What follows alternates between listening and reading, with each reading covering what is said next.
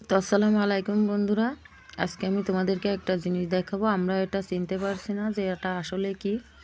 তো দেখো, আমাদের একটা বেদানা গাছ লাগানো ছিল, তো ওটা বেরিয়েছে। ওটা কি বেদানা গাছের ফুল নাকি বেদানা ফল সেটা আমরা বুঝে উঠতে পারছি না। তো ওভাবে কিন্তু বেশ কয়েকদিন ধরে ফুটে আছে।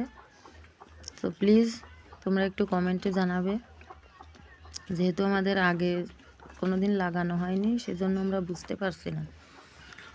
আর এদিকে দেখো, মিষ্টি কুমড়ার গাছ লাগিয়েছি আমরা, তো সেটা কিন্তু মাচার উপরে উঠে গেছে।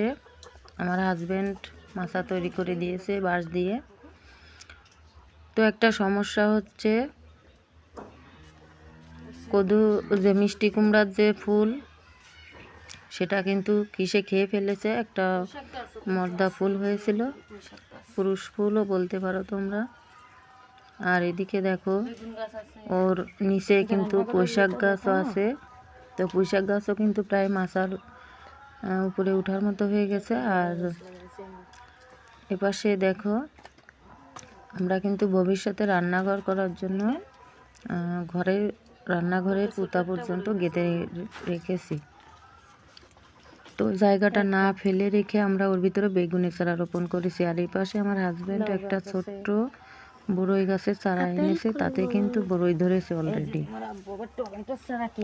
তো বড়ইটা আমি ভেঙে দিতে বলেছি, তো সে ভাঙেনি, বললো দেখা যাক এই 3টা বড়ই থাক, কি জাতের বড়ই হয়। আর এদিকে দেখো, টমেটোর চারা এনে রেখেছে, সেটা কিন্তু সে রোপণ করেনি, বলতেছে আজকে বিকেলে রোপণ করবে।